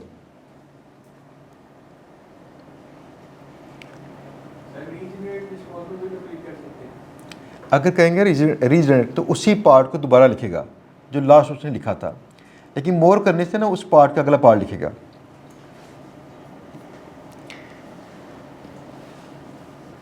ये देखिए हर चीज़ बांट बांट के, हमें तो समझ नहीं लगती कि कंटेंट होता क्या है, कैसे क्या लिखना चाहिए, क्या कुछ उसमें शामिल करना चाहिए।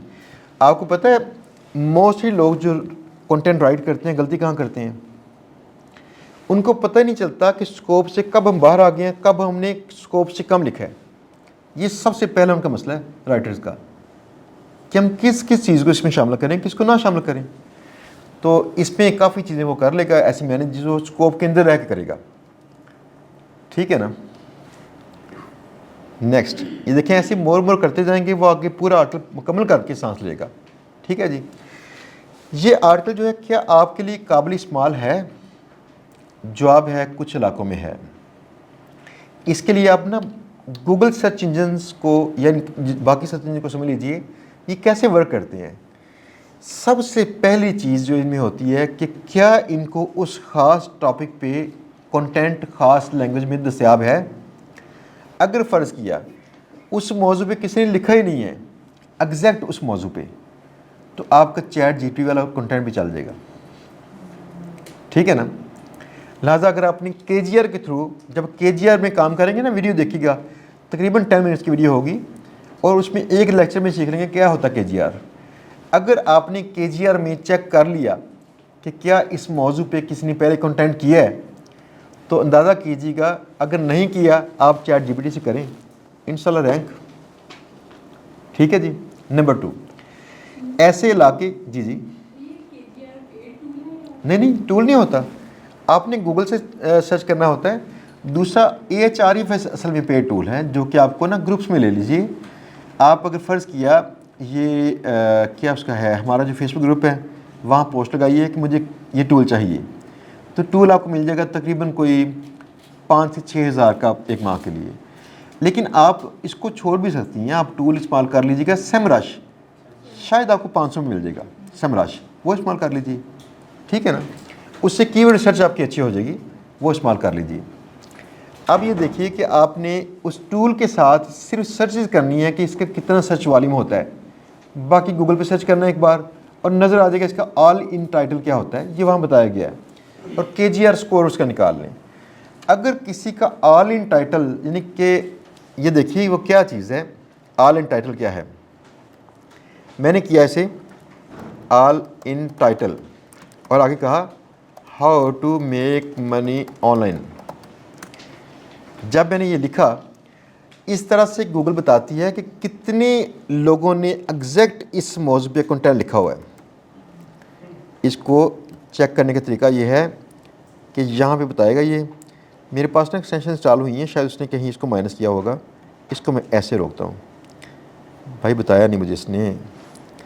यह इसका स्क्रीन रेजोल्यूशन का मसला इसका आ रहा है जिससे कई बार नज़र नहीं आती चीज़। ऑल इन टाइटल ठीक है, दोबारा चेक करते हैं इसको, क्योंकि एक्सटेंशन जो शायद रोकती हो ना उसको, नहीं जी यहाँ भी नहीं बताया इसने। मेरे पास एक्सटेंशन जो है ना, ये एक्सटेंशन इसको तंग कर रही है, लेकिन यहाँ पे लिखा नज़र आता है कि कितने आपके रिकॉर्ड्स हैं, ठीक है ना। तो कितने उससे रिकॉर्ड मिले हैं जिनके टाइटल में एग्जैक्ट ये वाली फ्रेज लिखी हो, how to make money online. वो खैर आपको वहाँ वीडियो में दिखाया गया, आप आसानी से कर लेंगे। मेरे पास ना ये एक्सटेंशन इंस्टॉल की होती है मैंने, जिससे ये क्लियरली पता नहीं चलता वहाँ पे। उसने इनके डाटा जो आ रहा होता है ना उसको रोक के चेंज कर रही होती है। बहरहाल इसका सिर्फ ये तरीका था जिससे आप इसको चेक कर सकते हैं कि कितने लोगों ने इस मौजू पे लिखा हुआ है। आप किसी कीवर्ड को इस तरह चेक कीजिए और देखिए ऑल इन टाइटल में, अगर उस पर किसी ने नहीं लिखा और आप चैट जीपीटी से लिख देंगे, इंशाल्लाह काम चल जाएगा। नंबर 2, ऐसे इलाके जिनमें अच्छा कंटेंट लोग लिखना नहीं जानते या नहीं लिखते। आप जानते हैं कि आपको अमेरिका में जो लोग हैं इनको कंटेंट कितने का पड़ता है एवरेज में, एक आर्टिकल, ब्लॉग का आर्टिकल $300 से $400 का एक आर्टिकल पड़ता है। ये मैं उनकी बात कर रहा हूँ जो एवरेज है, और अक्सर लोग 100 में भी करवाते हैं, 150 में करवाते हैं, ऐसे भी है। मैंने कुछ ब्लॉगर जो है हायर किए थे, इनके रेट्स थे $70 से स्टार्ट हो रहे थे और $500 पर 1000 वर्ड था रेट। उनकी राइटिंग की कैपेसिटी चेक कर लीजिए और उनकी काबिलियत चेक कीजिए। आपको पता है कि यहाँ पे हमारे जो टॉप क्लास के जो कॉलमनिस्ट होते हैं, इनके एक कॉलम की इनके कितने पैसे मिलते हैं? नहीं पता। इन्हें 5 लाख तक मिल रही है एक कॉलम की। जो कॉलम पढ़ते हैं ना खबरात में, एक कॉलम के 5 लाख तक ले रहे हैं। तो आप अंदाज़ा कीजिएगा अगर उनके 10 कॉलम पर मंथ उनकी शाया होती हैं तो 50 लाख बनता है उनका। वही उर्दू आप जानते हैं तो क्यों आपको इतने पैसे नहीं मिलते? कभी सोचा इसको? उनका वसी इल्म और तज्जिया करने की सलाहियत, ये 2 चीज़ें उनका ना बढ़ाती हैं। लिहाजा अगर ऐसी क्वालिटी के आपको राइटर्स बाहर से लेने हों तो आप अंदाज़ा कीजिएगा महंगे पड़ते हैं वो। और पाकिस्तान में क्या रेट चल रहा है? 1000 रुपये का 1000 वर्ड। क्यों जनाब साहब, ऐसे ही है? 1000 रुपये का 1000 वर्ड पाकिस्तान में ये रेट है। इससे 2 चीज़ें हैं। नंबर 1, पाकिस्तान में क्वालिटी भी कमज़ोर लाजमी होती होगी। आप जब भी सस्ती चीज़ की तरफ जाएंगे तो कोई तो इसकी रीज़न होगी, शायद वो रीज़न उतनी अहम ना हो जितनी चीज़ सस्ती है, लेकिन कोई रीज़न लाजमी होगी। तो ऐसे कंट्री में अगर बुराई ये थी कि लोग अच्छा कंटेंट नहीं कर रहे, तो हर एक कमज़ोरी आपकी कहीं ना कहीं ताकत होती है। शुक्र अदा कीजिए कि पाकिस्तान में लोग अच्छा कंटेंट नहीं कर रहे। आप टिका के चैट जीपीटी इस्तेमाल करें, देखिए इंशाल्लाह क्यों नहीं रैंक होता। मेरे वैसे by the way article rank हो रहे हैं चैट जीपीटी वाले, और टिका के हो रहे हैं। ठीक है ना जी? जी सर आपने भी इस तरह से लिखा और फिर उसको कॉपी पेस्ट किया? जी मैं कर रहा हूँ ऐसे। सर वो हो गए रैंक? हाँ जी, रैंक हुए पड़े हैं, काफ़ी सारी ट्रैफिक लेके आ रहे हैं। मेरे पास ना हर लेवल की साइट है और मैं ये तजर्बा पहले करता हूँ ताकि आगे बयान करने के काबिल हूँ कि भाई क्या होगा। लिहाजा मेरी तकरीबन कोई 6-7 साइटों पे चैट जीपीटी से लिखा जा रहा है। कुछ साइटों पे पाकिस्तानी और इंडियन राइटर से लिखा जा रहा है, कुछ साइटों से हम लिखवाते ही अमेरिकन से हैं, और कुछ से हम लोग करवाते हैं जो नेटिव इंग्लिश स्पीकर्स हों डिफरेंट कंट्रीज से। जैसे ये यूके है, यूएसए है, कनाडा है, ऑस्ट्रेलिया है, नाइजीरिया भी है, तो ऐसे कंट्रीज से करवाते हैं। तो अब ये मेयार चेक करने के लिए कि कौन सा अच्छा राइटर है, कहाँ पे हमें क्या चाहिए। अब पाकिस्तानी मार्केट में आपको इतना अच्छा कंटेंट नहीं चाहिए, कर लेंगे रैंक। टॉपिक को अच्छी तरह से वो जानने वाला बंदा हो सही। और आपको यकीन कीजिए कि बताऊं, जो लोग 30 से $50 लेते हैं ना पर 1000 वर्ड्स, इनसे ज़्यादा बेटर ये जानती है चैट जीपीटी कि मैं क्या लिखूं। तो पे करने की निस्बत आप लिखवा लें इसे। अगली चीज़ एक और भी, अगर ये आपको आर्टिकल सारा लिख दे तो इसका मसला है चैट जीपीटी को या इससे लिखे कंटेंट को गूगल माइंड नहीं करती। गूगल की पॉलिसी में कहीं नहीं लिखा हुआ कि वो इसको माइंड करेगी, बस ये डिस्करेज करना शुरू कर देगी बाद में। क्यों डिस्करेज करेगी? अगर कभी भी ऐसी चीज़ हो जिस पे किसी का ख्याल, इल्म, तजर्बा इन्वॉल्व होता हो, लेकिन दूसरे लोग ये सोल्यूशन निकालने के टर्न पे क्लिक करें और आर्ट लिखा गया, तो ऐसे तो फिर पूरी दुनिया लिखना शुरू कर देगी। तो ऐसे लिखे हुए कंटेंट में जाके मसला आएगा। गूगल कहिए हर दूसरा बंदा बना एक्सपर्ट बना फिरता है, तो ये तो मैं इसे की बोल नहीं करूँगी। हम इसको मिक्स भी कर सकते हैं, कुछ अपना यस तो फिर तो प्रॉब्लम है। आप इसे सबसे पहली बात है मिक्स करें। और मैंने इसे कहा था ह्यूमन सेंटिमेंट्स भी इसमें कुछ ऐड करो। इसमें 1-2 चीज़ें और भी होती हैं जो थोड़ा बेटर करने के लिए, लाइक ट्रांजेक्शन वर्ड्स कुछ ऐड करो, तो ऐसे की चीज़ें। इसके बाद हम इसको टूल्स में चेक कर लेते हैं। कुछ टूल्स हैं, जैसे कि ये टूल मैं अगर फ़र्ज़ किया मैं इस कंटेंट को अगर मैं कॉपी करता हूँ यहाँ से, कहीं यहाँ से कॉपी कर लेते हैं। ये देखें, हम कॉपी करते जाते हैं और जाते हैं यहाँ तक। ये मैंने कॉपी किया। और एक है कंटेंट एट स्केल, इस पे जाएं, content@scale.ai। इसमें जाके यहाँ पे है AI डिटेक्टर, यहाँ चेक करें। इसको ऐसे जाके पुट करें और करें चेक फॉर AI कंटेंट। इसने उसको चेक करना शुरू कर दिया।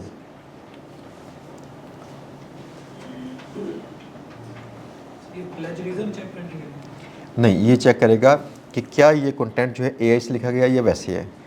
तो ये देखें, उसने यहाँ तक बताया कि 571 वर्ड से, और स्कोर इसका चेक कीजिए 84। फ़िलहाल इस टूल को क्रॉस कर गया है। और मैं इसको भी ठीक करता हूँ, इसको ना प्रोबेबिलिटी रुको 53 जो स्कोर है। कैसे ठीक करता हूँ? यहाँ से देखता हूँ कि इसको किस किस पे एतराज़ है। अगर रेड है तो उसको बेटर है रिमूव कर दें उस लाइन को। अगर ऑरेंज है थोड़ा सा उसको रीस्ट्रक्चर कर दें, रीफ्रीज कर दें उसे। अगर ये येलो है तो फिर बेहतर है कि फ़िलहाल इसको ऐसे रहने दें और ट्राई करें कि आप बाकी चीज़ें जो ज़्यादा अर्जेंट थी उनको ठीक करने के बाद क्या ये स्कोर ठीक होता है। अगर हो गया तो दैट्स ओके। लिहाजा पूरा आर्टिकल लिखने से जी सर इसमें हम डिफरेंट पैराफ्रेजिंग जो टूल्स हैं वो भी यूटिलाइज कर सकते हैं। यस ऑफ कोर्स, कि उसको क्विलबोर्ड, सिंगल लाइन हाँ जी। रिफ्रेश करते हैं यस किसी और वे में। यस यस कर सकते हैं। बस एक चीज़ है, पैराफ्रेजिंग टूल जो होते हैं ना, ये कई बार ना थोड़ा सा गलत अंदाज से लिखते हैं। दुनिया में याद रखिए कोई भी लफ्ज़ किसी का मानी नहीं होता, पता है ना कि नहीं? पागल में रखेंगे मानी वाला लफ्ज़, बस वो क्लोज नहीं होता है। फॉर एग्जाम्पल आप देखिए, अगर तू, तुम, आप, क्या तीनों को एक ही जगह पे इस्तेमाल करना ये ठीक है? नहीं है ना। लिहाजा हम मानी लफ्ज़ नहीं होते, ये इनकी जगह पे मजबूरी से इस्तेमाल किए जा सकते हैं। अब देखिए उनकी वजूहात क्या थी, इनका फ़र्क है जो होता है ना, लाइक क्या कहते हैं उसे, फ़र्क ये है कि आपने प्लेसमेंट, आप किस जगह पे हैं। फ्रैंकनेस है टू बहुत क्लोज फ्रेंड्स, या हकारत से बुलाना हो, दो इसकी जगह हैं। अगर थोड़ी सी फ्रैंकनेस कम हो तो फिर आप कहते हैं तुम। अगर आप अदब से बुलाना चाहेंगे तो आप। तो ये पैराफ्रेजिंग टूल क्या करते हैं कि कई बार गलती करते हैं कि उसमें जहाँ नहीं इस्तेमाल करना था तू, वहाँ भी कर लेते हैं। ये एक इसकी एग्जांपल है, बाकी और भी मिसाइल ऐसे होते हैं। बस एक अच्छा तरीका है, आप उसको पढ़ लीजिए, पढ़ के देखिए क्या इसका फ्लो ठीक है। इसका पढ़ने में ये समझ आता है अच्छे अंदाज से, अगर है तो ठीक है ना। तो आप इसे ना पैराफ्रेजिंग टूल जो है इनको इस्तेमाल करके, क्विलबोर्ड फ्री है उसे इस्तेमाल कीजिए, पैराफ्रेजिंग कीजिए और उसको बेटर कर लीजिए। अदरवाइज़ मैं एक और भी गेम करता हूँ, मैं इनको यहाँ से कॉपी करता हूँ और इसी को मैं कहता हूँ चैट जीपीटी को मुझे दोबारा ये करो, रीराइट करके दो, और वो रीराइट करता है तो उसको यहाँ ट्राई करता हूँ 3-4 बार, जो वर्जन इसकी ठीक हो जाए इस्तेमाल कर ली। ठीक है ना। अब ज़रा अंदाज़ा कीजिएगा, आपने ऐसे मौजू पे कंटेंट लिखना शुरू कर दिया है जिसकी मतलब आपको नॉलेज नहीं था, आपकी एक्सपर्टीज नहीं थी, और आपकी दिलचस्पी सिर्फ इतनी थी कि मैं रैंक कर सकूं, और कोई दिलचस्पी नहीं थी। कितना आसान है। अदरवाइज़ आप क्या कहते हैं, उसे पढ़ने पड़ जाते। यही काम था ना। ये है चैट जीपीटी, इसको इस्तेमाल करके आप काम कर सकते हैं। ये जो लेक्चर है हमारा, जो इंशाल्लाह 2-3 दिन तक आ रहा है यूट्यूब पे, इसको लाजमी देखिएगा। आज वक्त की नज़ाकत के हवाले से मुझे ऑफ़ करना पड़ना है। ऑफ हो गया ना, तो बेटर है कि आप आज का जो कॉन्टेक्स्ट है इसको ज़हन में रखें कि मैंने इसके मतलब पहले एक वीडियो की हुई है जो इंशाल्लाह पब्लिश होने लगी है। डिपेंड करता है उस टाइम पे किस दिन करते हैं पब्लिश, और उस वीडियो में आज के ही मौजू को लेके इसी अंदाज से काम करते करते सारा कुछ सिखाया गया है। ठीक है ना। ब्लॉग में पोस्ट लगानी कैसी है, ब्लॉग के अंदर कुछ टेक्निकल एसईओ वाले पार्ट्स कौन से करने हैं, और इंशाल्लाह हमारा महाना एक ना होता है जो सेमिनार टाइप होता है और कुछ वेबिनार टाइप, जिनमें हम लोग मज़ीद आगे चलते हैं इसी तरह के मौज़ूआत पे। अगले माह मुतवक्को यहाँ पे लेक्चर है, वो लेक्चर है एसईओ के मुतल्लिक़ है। तो आप अगर उसको ज्वाइन करना चाहेंगे तो जैसे ही अनाउंसमेंट आएगी उनको ज्वाइन कर लीजिएगा। ठीक है ना। दूसरा इंशाल्लाह इसी माह के दौरान में हम लोग करेंगे एक वेबिनार होगा ऑनलाइन, आप उसको ज्वाइन कर लीजिएगा, ताकि अगर आपने इस पर कुछ स्टेप लिए है और आप कहीं रुके पड़े हैं तो फिर वहाँ पे आपके सवालात के जवाब दिए जा सकें कि ब्लॉगिंग स्टार्ट करें। देखिए इंशाल्लाह मेरे पास माशाल्लाह ट्रैफिक जो है वो, अभी मैंने डिज़ाइन वाले पे साल पहले काम शुरू किया था, वक्त नहीं मिला बहुत काम करने का, लेकिन ट्रैफिक इस पर कोई 20-25 हज़ार पर पहुँच चुकी है। तो इसको अगर मैं वक्त देता तो शायद ये कोई 2-3 लाख होती। ऐसे इंशाल्लाह आप काम कीजिए, ज़रा ये चीज़ को एंजॉय कीजिए। अगर आपके ब्लॉग को पढ़ने वाले लोग 10,000-20,000 लोग महाना हैं तो कितना इंसान को अच्छा महसूस होता है। उसके फॉलोअर्स हैं, वो उन फॉलोअर्स को वैल्यूएबल इल्म देकर कुछ पैसे भी कमा सकता है। जैसे मैंने आपसे कहा, आप hostingate.com/gbu भी कीजिएगा, मुझे इससे पैसे आते हैं। मैंने आपको इल्म दिया, आपके पॉकेट से पैसे खर्च भी नहीं होंगे और मुझे कमीशन मिलेगी। तो आप अपनी ऑडियंस को कल को ऐसे करके पैसे कमा सकते हैं। हमारे ना वेबिनार जो हैं इनको मिस ना कीजिएगा नेक्स्ट, इनमें कई चीज़ें ऐसी आती हैं जो इसी तरह कुछ सीक्रेट्स हम बातचीत कर रहे होते हैं, तो इंशाल्लाह करेंगे बातचीत दोबारा। क्वेश्चन है कि हम उर्दू में जो लिखाई है उर्दू जी, में जी। उसकी क्या इंपॉर्टेंस है, उसकी क्या हाँ जी, उर्दू में बिल्कुल इसकी इंपॉर्टेंस है। पाकिस्तान में लोग बेशुमार हैं जो उर्दू में पढ़ते हैं कंटेंट। तो आप अगर उर्दू के मौज़ूआत को सर्च करना जानती हैं, लिखना शुरू कर दें इस पर, ये अच्छा है। देखिए, मैं पहली बात, आप मुझे मोस्टली कभी इंग्लिश बोलते नहीं देखेंगे। पता क्यों? मैंने ये चीज़ कौन सीखी थी कि भाई दुनिया सारी जंगें करती है कल्चर पे, और कोई वजह नहीं है। अमेरिका अगर किसी मुल्क को दबा देगा ना, अगर फ़र्ज़ किया काबू कर लेगा, वहाँ अपनी मैनेजमेंट लेके आएगा, उससे खुशहाली वहाँ पे आ जाएगी गरीब मुल्क पे। लेकिन लड़ाई का है कि फिर कल्चर की लड़ाई होती है। हमारा ये कल्चर है, हमारी ज़ुबान है अपनी ज़ाती, हमारा अपना अंदाज़ है, अपने इतवार हैं, उनको प्रमोट करना चाहिए जब तक मजबूरी नहीं है। तो Urdu is a good thing, आप इसे इस्तेमाल कीजिए। नहीं दोस्तों, बहुत शुक्रिया। जी जी, एक किस्म है कि शुरू में आपने कहा ना कि अगर माइक्रो नीश है आपकी जो ब्लॉगिंग में है, तो उसमें वो सिर्फ आपकी जो है वो रीडेबिलिटी वो बढ़ती है। लेकिन अगर हम कोई ऐसी हो कि जीबीओ की साइट भी बनाना चाहें और साथ माइक्रो नीश भी हो, उसमें कैसा है? नहीं, बेटर ये होता है कि माइक्रो निश में ना देखें, जीबीबी में काम कम होता है। फ़र्ज़ किया अगर आप माइक्रो निश में हैं, तो जो बिल्कुल उससे मुतल्लिका बंदा है वो गेस्ट पोस्टें आपसे कहेगा कि मेरी गेस्ट पोस्टें लगा दें। जीबीओ के अंदर ये करते हैं हम कि कोशिश करते हैं कि जिस भी कैटेगरी की गेस्ट पोस्ट आती हो, हमारी साइट पे बस ट्रैफिक हो तो पसंद करे ग्राहक और ले ले। नॉर्मली जो होती है ना, जो निश बेस्ड साइट्स होती हैं, ये देती है महंगी गेस्ट पोस्टें। अब आपने तय करना होता है, या तो आप महंगी गेस्ट पोस्टें सेल करें महाना सिर्फ 5 लोगों को, या आप सस्ती गेस्ट पोस्टें सेल करें और महाना आप 100 लोगों को। तो महाना 100 लोगों को गेस्ट पोस्टें सेल करने से ना एक फ़ायदा भी पहुंचेगा कि कंटेंट 100 आर्टिकल आपके आ जाएंगे, आप उसे रैंक कर सकेंगे, आपको खर्चा नहीं करना पड़ रहा साइट पे। इसलिए बेटर है जनरल साइटें। और मोस्टली गेस्ट पोस्टें सस्ती लोग चाह रहे हैं ना, आप सस्ती मार्केट में जाएँ और ज़्यादा इंशाल्लाह ग्राहक बन जाएंगे। ठीक है जी, चलें जी, बहुत शुक्रिया आपका। इंशाल्लाह आप लोग अगला जो है सेमिनार उसको कीजिएगा रजिस्टर, इंशाल्लाह मिलेंगे फिर दोबारा। ठीक है, सवाल अपने तैयार कर लीजिएगा। जी जी,